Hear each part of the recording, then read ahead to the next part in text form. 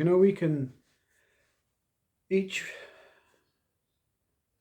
continue to appear using our emotional, sensory, vocal,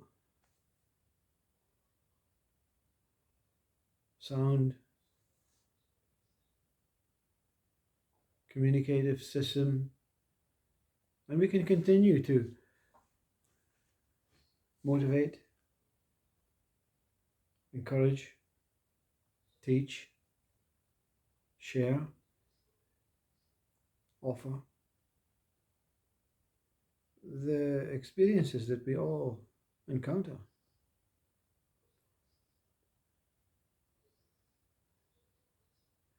And what else is there to do, says mind? How can we each unite and realize the truth that appears to evade us if through our experiential body we cannot understand and reveal that appearing time-based moment-to-moment adventure of an awakening? What is taking place is the mind wants to share to the mind about an experience that it never encountered. In truth, that original true you experience, that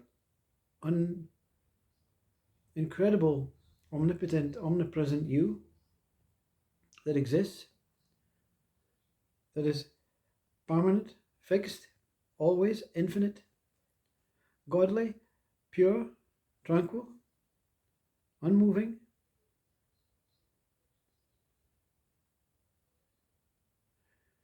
These experiences are trivial moments, trivial step-by-step guides to try and understand your own experience. That what is sharing it is the mind. The mind is not invited to this ultimate experience because the mind was not born. So what is taking place is your mind is taking you back to the original birth of itself.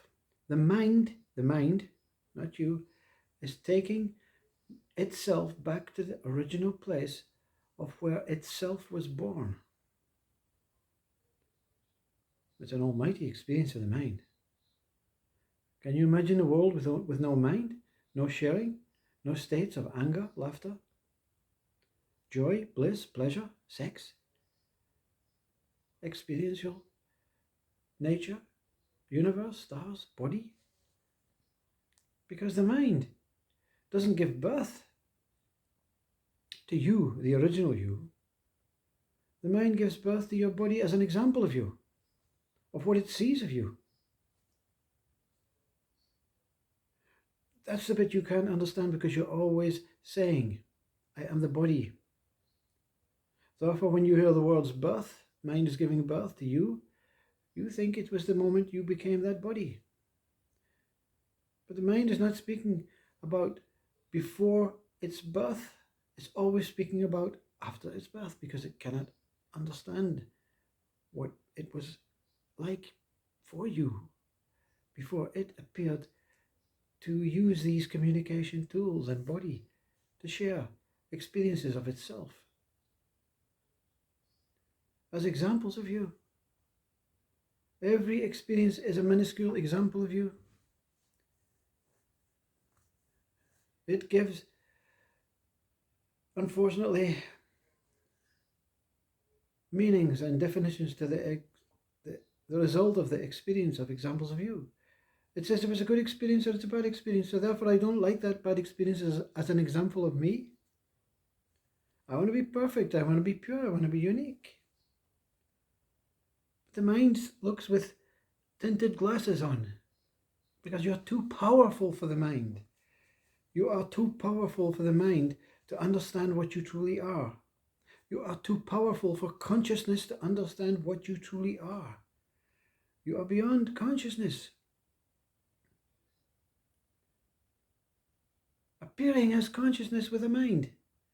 Appearing as a appearing as a conscious body with a mind, appearing with a body as sensory capabilities to smell, touch, taste, hear, see, feel. A sensory nervous system that says, I can feel myself, even in deep sleep. But the mind is not there to recognize that, me feeling myself. The mind feeling itself and through another adventure, an adventure of deep sleep. You believe you have a lifespan every single moment you're reborn. To the mind.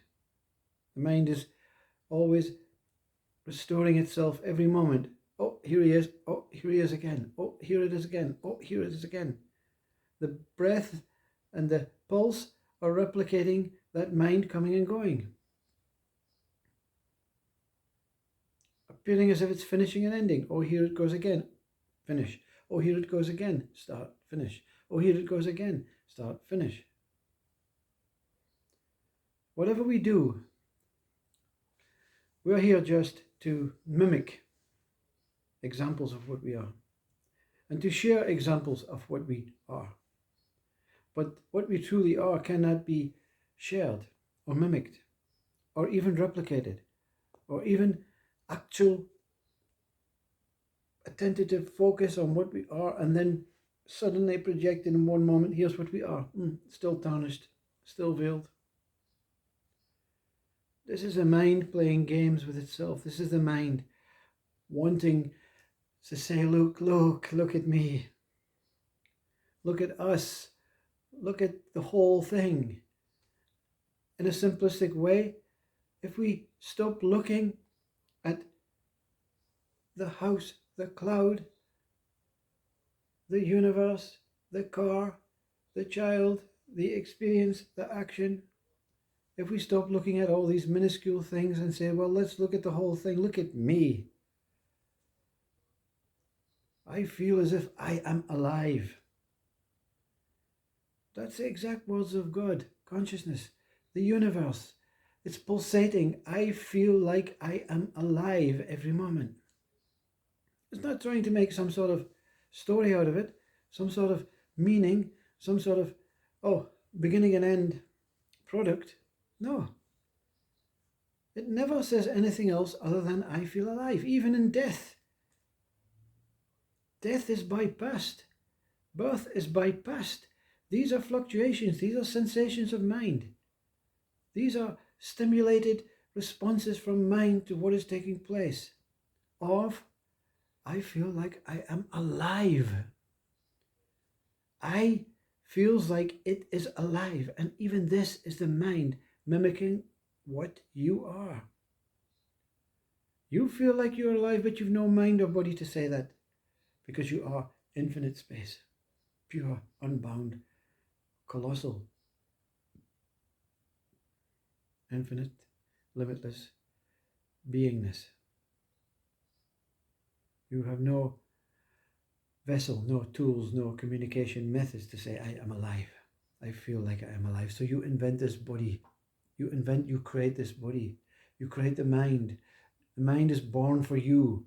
You created the mind and said, like you, I want you to be my mind and I want you to tell me exactly what you see about me. You created the mind, which created the body, which created this emotional sensory system, which created communication ways to actually communicate between you and yourself, the mind and yourself. And it just replicates what you say. And true enlightened being says, wow, you know what the result of enlightenment is? The original statement, I feel like I am alive. Success, job done. And then the mind says, share. Go onto YouTube, share. Every speaker that comes onto YouTube is sharing something about its experience. And it's a colossal experience. Lots of minuscule experiences about the same experience. I'm here speaking because I feel like I am alive. No one can say they don't feel they are alive when they are communicating or sharing or experiencing or acting or sleeping. I feel like I am alive. I feels that it is alive. Mind saying, I feel that I am alive and I am the reflection of what you are. I am communicating to you what you want to hear. That's all that you want to hear.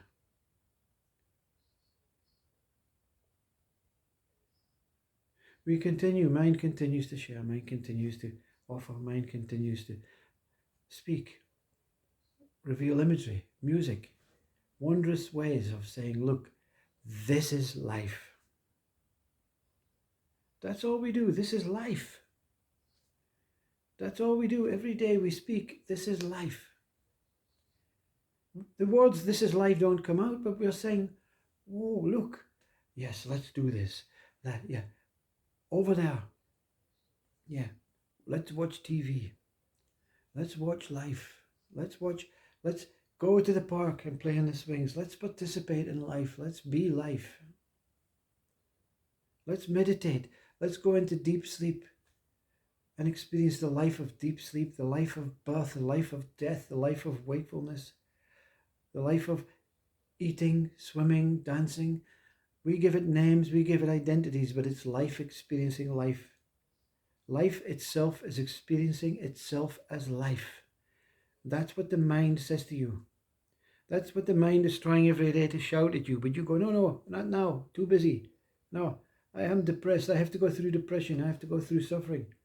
I have to go and find God. I have to go and join some religion. I have to go and find a true guru, a speaker. I have to find all these things. No, I have no time for that. And then you come back to mind and apologize 100 years later and say, my God, all you were trying to tell me is I'm alive. And I didn't even realize I was alive because I was looking for something better than being alive. I apologize, mind. And that's why most in their enlightened state in front of the guru, they laugh with unbelievable, free, liberating, my God, I can't, or they cry. The tears are so liberating. My God, I was always looking for that, what I always was. I was always looking for that, what I was always was. That's you speaking through the mind, reflecting. Can you imagine the mind and you saying the same things? It's a pure reflection of that what is taking place. So accept every sharing, accept every motivational, accept every drama, accept every negative response, accept every conspiracy, but none of these are true. Enlightenment, non-duality is not true. Consciousness is not true. But without consciousness, you won't know the truth. Without non-duality, you won't know the truth. Without enlightenment, you won't know the truth.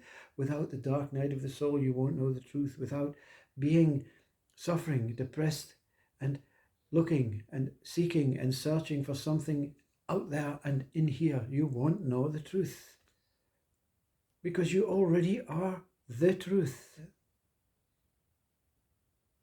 And that's a fact. That's what I would like to share today. Get this idea of God out of your head. If you want to say a God, you are God, okay? You created all this for yourself.